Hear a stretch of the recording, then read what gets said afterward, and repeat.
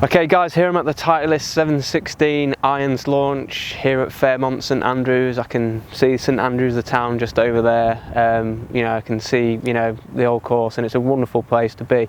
But it's exciting to be here for this irons launch. Titleist do this every 2 years, so like I say, you know, you may be used to the 714 AP1s and AP2s.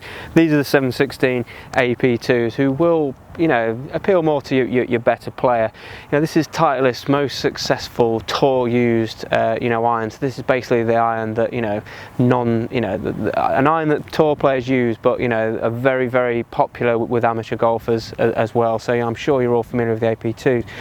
Well, we've got this different. Well, we've got this new tungsten weighting in these, which they've managed to add this extra tungsten weighting around the perimeter to basically get a little bit more distance from these irons, but also make them a lot more forgiving.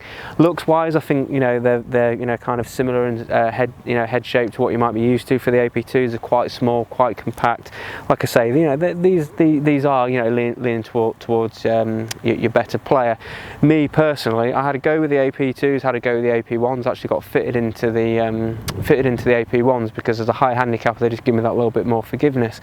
But what I did find, you know, when hitting the AP2s, when I hit them right out the middle, they felt absolutely fantastic. And you know, number wise, you know, they were, you know, as good if not better than the AP1s. So like I say, if you've traditionally used AP2, Titleist AP2, I definitely think that you'll get into this because you'll get on straight away with the looks. It's got a great finish, you know, really nice shelf appeal there, but they've actually added a lot more forgiveness, you know, in these. And you know, why wouldn't you want forgiveness? And something that we may even see more people using is getting fitted into AP2, say up into, you know, maybe 6 iron, and then maybe even going to AP1 for some of the longer irons. I think that's the way some people might go. You saw that with the Open here, Zach Johnson won. He actually had an AP1 4 iron in the bag, and that's just an example of some of the best players in the world are doing it. It's maybe something you should think about doing now. But as I said, if you are a fan of the Titleist AP2, if you've been into previous iterations, definitely give this a try, because looks and performance are both definitely there, and they've got that little bit of added forgiveness, which why wouldn't you want that?